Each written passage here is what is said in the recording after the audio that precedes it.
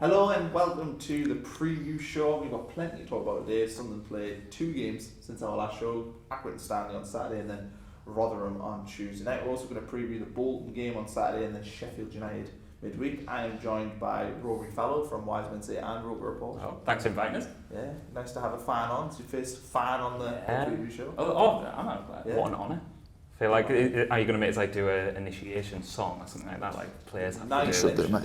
Yeah. I didn't prepare anything. I need a backing track.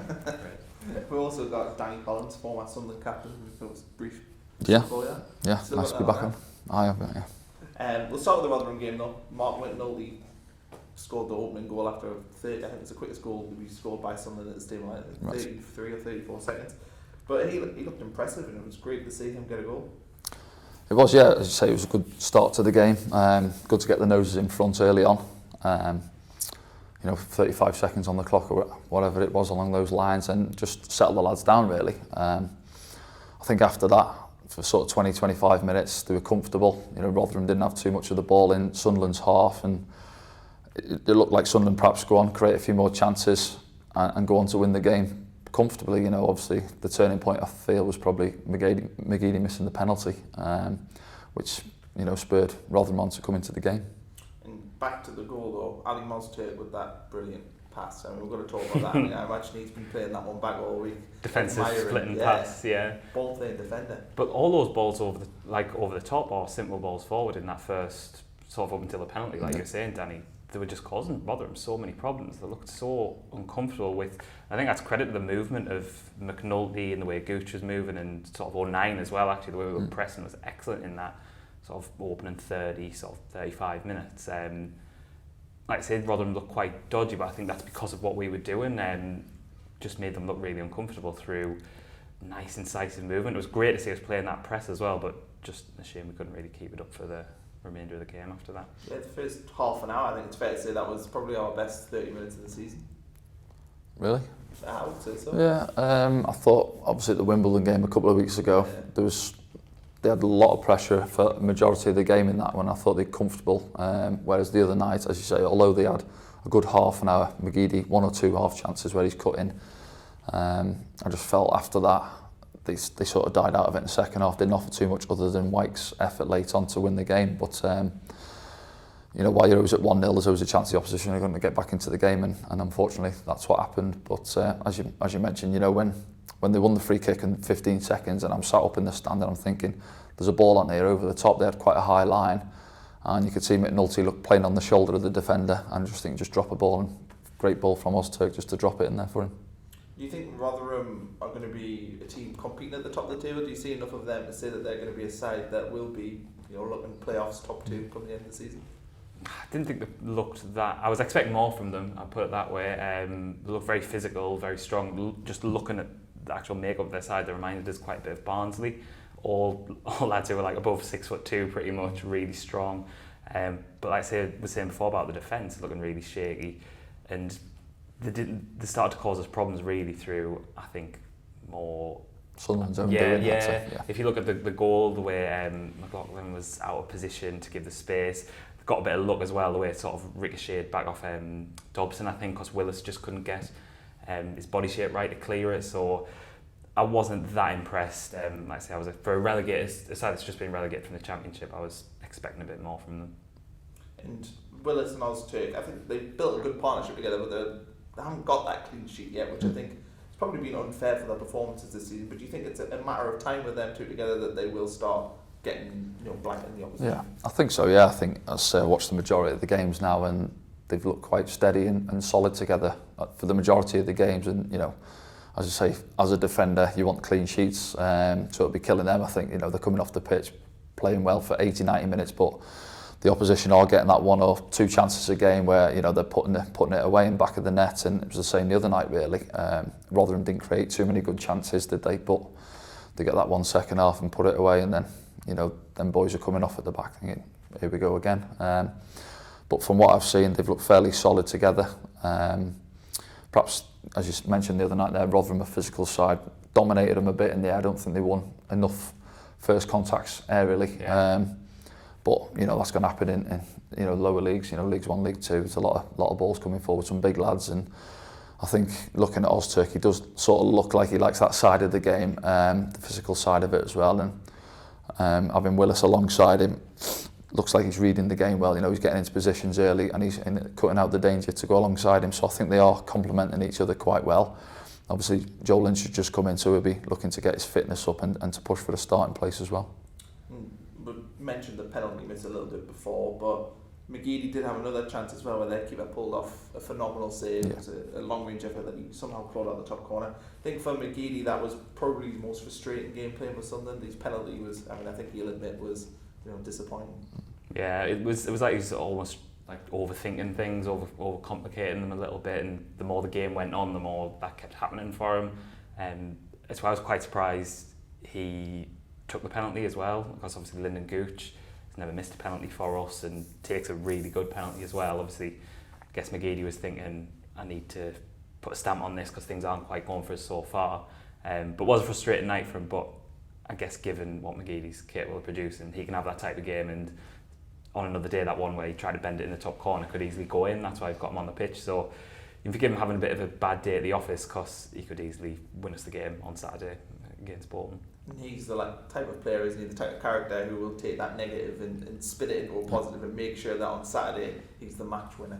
I think so, yeah. I think he's obviously experienced enough not to dwell on it. You know, obviously, players miss penalties. Ross Barkley missed one for Chelsea Champions League, so it happens. Time of the game really though. Half an hour on the clock. Put that away. It's 2-0. Perhaps that's the game put to bed. But as we said there, it's Spurs. Rotherham want to come back into the game, but Aidan's one of them players, I think, where he might have one or two things he tries which don't come off, but he can create something on his own. He got the ball there first half out wide, Jinx inside, looks like he's put in the top corner, and as you say there, the keeper's made a great save and tipped it round the post. But he's one of them players, I think, he'll try things throughout the 90 minutes which might not come off, but he's got the ability to cause problems for the opposition. And looking back now at the Accrington game on Saturday, that was an impressive 3-1 win, sort of the perfect victory for Sunderland. You go there, no fuss. We did go a goal down as well, and we bounced back straight away and got 3 goals. Do you think that was sort of almost the perfect away performance? Well, not quite, because they went 1-0 down after 4 minutes, but yeah, no, they responded quick and got themselves back into the game at 1-1, which was key, and then went on from there to put the result to bed. But going to places like Accrington, it can be tough. Certainly later in the season when the pitch is getting churned up down there, a wet Tuesday night, if you like, down at Accrington and sort of 3,000 there, some teams can go there and find it difficult. But thankfully, they've got that fixture out of the way. They've come away with the 3 points and just need to kick on now and back it up. The quality of the goals, Rory, I thought the first goal by Gooch was brilliant, and even McGeady's goal was superb, and even McNulty's goal was a well-worked one. I mean, was that what impressed you most? Oh, definitely. The ball in from Hume as well for Gooch's goal. It was nice for us to show in that first half a bit of killer instinct as well. Like pretty much every chance we had ended up in the back of the net. I guess the only criticism you could make is that we didn't continue that in the second half, because it was some teams, I believe Peterborough scored 6 at the weekend, didn't they, against Rochdale, yes. So maybe you're thinking a bit further down the line, goal difference could come into it, so you want to sort of smash these teams. But we won comfortably without getting out first gear, and it showed that bit of, we've got to think of ourselves a little bit as the kind of the Man City of League One, where we go to teams like Accrington and Stanley and win comfortably, and that's what we did. And scoring 3 goals away from home, as a fan, I'm never going to really complain about that, especially if we're getting the 3 points at the end of it as well. And the novelty of Accrington Stanley now gone, since that was our 4th visit there. Hopefully we'll not be back there again, but it was an impressive victory. And you look around the league and what other teams are doing. You mentioned Peterborough winning heavily, but Sunderland are still I think of 3 points off second place, and fans are getting a little bit worried after the Rotherham game, but the reality is we've only played 8 games. There's a long way to go before the sort of season settled, and Rotherham just relegated. They've spent more money than what we did in the summer as well. You'd think that they're going to be a side probably competing at the right end of the table. Looking ahead, Bolton on Saturday. It's going to be 4,000 Sunderland fans there. Danny, I'm just going to throw this one to you. Throw the cliche out straight away. Are they the potential difference? Yes, in a way, yeah. I mean, obviously, Keith Hill's just gone in there now with David Flitcroft just before the window shut. They had a lot of young players in. They've had a few 5-0 hammer-ins. I know he's brought a few experienced players in, like Bridcut. Daryl Murphy's just gone in there as well, so he's tried to get a few senior boys in to steady the ship, but it's a tough task what he's got in his hands, obviously, with the points deficit they had at the start of the season. But they had, I think, they drew 0-0 on Tuesday night, so it's give them a little lift. And, you know, from Sunderland's point of view, Sunderland are going there expected to win the game. Coming away with anything less than 3 points will perhaps be a disappointment. And you mentioned there they drew 0-0 last time out, and that was a reaction to a 6-1 defeat against Rotherham, so yeah, that probably shows good character from them, that they were able to bounce back and keep a clean sheet. Yeah, now they're getting more of a professional sort of experienced squad together. Obviously we're facing quite a different Bolton than we would have faced if we played them on the opening day of the season. You know, not playing kids who are yet to get their GCSE results and stuff like that. You know, players like you mentioned, Danny Bridcut, Daryl Murphy. Daryl Murphy, obviously, an ex-teammate of yours. Yeah. Players we know quite a lot about. And at League One level have potential to cause us problems. I'm sure Bolton are going to be well up for this, and I think the 4,000 away fans will kind of be a part of that. It'll give it a big game atmosphere, and it'll sort of G their fans a little bit as well. So it could be a really tough game, especially as they still need that first win, but we need to go into it looking for 3 points. A team that haven't won all season, and especially after drawing against Rotherham. Had we won against Rotherham, you may be thinking, if you do draw that, okay, a point away from home, you know, in what might end up being a bit of a sort of battle of a game, but after that, it really needs to be 3 points. And we were talking a little bit before the show about your experiences at Bolton. Played there 3 times with Sunderland. Was it? Right, good knowledge from you. Something like that, I think. Yeah. No, as the last one was just before I left the club, and as you know, I think we won 1-0, didn't we? Darren Bent got the goal for us, and yeah, it was a good day. So a bit of that Saturday would be nice. And looking ahead after that, we've got a big game in the League Cup against Sheffield United. It's kind of a free hit, but after the performance we saw against Burnley in the earlier round, I think we can kind of be cautiously optimistic for a win. I guess it would depend on, there will be an element depending on what side Sheffield United put out. I know Burnley rang with changes, but they still had a team who was at least like top end of the Championship sort of standard of side. So it's going to be similar from Sheffield United. So it'll be another good test of seeing like where we are progressing. There'll be plenty of sort of, I'm sure Jack Ross will make some changes like he did for Burnley, get some players in who, you know, really want to prove themselves and try and cement a first team place down, and that worked really well against Burnley, so hopefully it'll be the same against Sheffield United, and at least put a good performance in, and just because we just need to carry on that momentum, don't we? I'm sure as an ex-pro, Danny, you'll know that it's just all about winning games and getting into that rhythm. It is, yeah. I mean, I'm sure there'll be changes as there was for the Burnley game. You mentioned the likes of Embleton, Grigg be looking for a start and to push for a starting place for the weekend. After that, you know, I don't think you're not going there not to play for anything. Of course, you're not. The lads who go out on the pitch, you know, you want to go out there, keep the winning run going, as you say, and to be pushing for a starting place. And as you know, Sheffield United are going to make a few changes, but they've got good strength and depth there as well, and they've had a pretty decent start in the Premier League, and it'll be a good open game, I think. Do you think, from your perspective, Danny, how difficult is this sort of game for Sheffield United, where they're expected to win, they're at home against a lower league side? Do you think that could play in our favour, you know, going in there as the underdogs? It's not often, you know, Sunderland get the chance to be an underdog either at this level. No, it is. I mean, the pressure, if you like, is all on Sheffield United to go out there. Again, they'll make some changes, so they'll have some lads who are coming in perhaps aren't fully match fit if they haven't been starting in the Premier League, but they'll be pushing for a place themselves for a start in Sheffield United's Premier League team. So there is a bit of pressure on them. Sunderland, in a way, can go there and play with a bit of freedom, and you know, as I said there, the likes of Embleton, if he gets a start, or Will Grigg, try and get his confidence up, get a few goals, and we've seen what happened at Burnley. And just before we go, I just want to talk about the players that have impressed you guys the most this season from the Sunderland side of things. Which players do you think have almost been a pleasant surprise, you know, brought in a lot of players as well, but which players have impressed you the most? For me, looking through the team, I think the games I've seen, McLaughlin in goal, I think he's been steady. You know, his handling's been pretty decent, and Ozturk is not, you know, defensively his distributions impressed me. He's hit a few good raking, you know, crossfield passes which have been impressive. Obviously, the ball for the first goal the other night, and working up the pitch. Yeah, I think McNulty, when he's been in there, he looks a handful. Luke O'Nine's work rate, you know, he puts a shift in. So just sort of bits to pick out there for me. pretty much the ones that Danny said there, but also Lyndon Gooch for me. He was a player I was quite critical of on Wiseman State Pod last season. But he's looked at the start of this season like he looked at the start of last season, really productive, creating things, and I think he must be up there with our top scorers at the minute as well, with the goals he scored.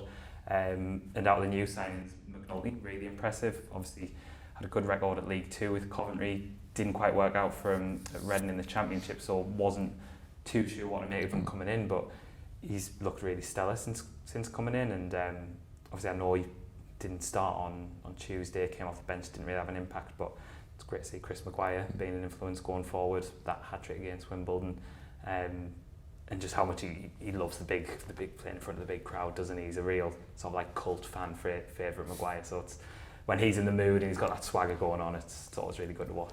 Do you think he could be a player that gets brought in on Saturday, who's on the bench midweek? Do you think Jack Ross will be looking at Chris Maguire going, you know, this is probably the sort of game for you against Bolton at the weekend? I'd say so, yeah. I mean, obviously, as you mentioned there, the hat-trick against Wimbledon. Perhaps, but obviously, I don't know if he had a knock or something tonight, but probably disappointed he didn't start on Tuesday night. So I'm sure Jack Ross will be looking at it, you know, perhaps as a look at Bolton and thinks Chris might come in and change things up for us and get the results. But you've got Charlie White coming back in, he'll be looking to push for a place. He might link up well up top with McNulty, depending on what formation he looks at. So I'm sure, you know, this morning they're out on the training ground, usually Thursday, Friday, you name it, you start at an 11, you do a bit of shape play, so he'll be looking at working towards the weekend, yeah. And last thing before we go, there's some teams towards the top of the division now, Coventry pace setters at the moment. Do you think the league's beginning to take shape, or is there other sides that you've seen this season that you thought, you know, I think they'll be pushing towards the top two? Obviously Peterborough seem to be picking up a lot of form at the minute. Portsmouth have struggled to start the season, we expected them to be up there, but how do you expect the top six to shape up by the end of the season? Go on. No, I was just going to say about Portsmouth. It's interesting to see how they've really struggled, considering we played them in the playoff semi-final and we've been fairly consistent, only lost one game so far this season, but Portsmouth, like you say, really struggling. I know they lost a couple of influential players, but they still brought in, you know, John Marquis, who's got a good record at League One, but it's just not clicking for them so far. It's hard to predict whether that will happen and they will sort of like surge up the table a bit, but Ipswich, you would think, would keep that momentum going. Peterborough are an interesting one because they did start last season really well. Are they going to be able to maintain that? Like, they dropped off by about sort of November, December time, and then just slowly sort of eked out the playoffs. So it will be interesting, but I'm obviously expecting us to be up there as well. And I'm still maintaining my prediction at the start of the season that it'll be ourselves and Ipswich in the top two. No, as you mentioned, I think Ipswich for me are looking strong. Norwood's settled in quite well there for them. Peterborough looked free scoring, obviously 3 last week against Sunderland, and then I think they got a few in the week, didn't they? Tony looks a handful.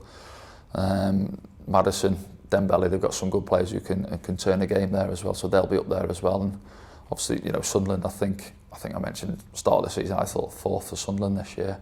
Took a bit of flack for that in my prediction, but I just mentioned the teams there who I think will be in and around it, and I think Fleetwood have had a good start themselves, you know, a smaller club if you like, but they're going quite steady, so it's early days, you know. I don't think you look at the table really until there's 10 games on the board, and it's a long old slog, but Sunderland in the pack and just need to maintain that. Okay, well that's a wrap for us here. We'll be back next week to preview the MK Dons game, which will be the first league meeting against MK Dons, okay. Technically. Depends if you want to count Wimbledon, but that's a kind of words. It's probably not worth opening. Thanks, Danny, for coming on. It was a pleasure to see you on. And Rory, we'll probably be back later in the season. Hopefully. You had an impressive debut. 7 out of 10.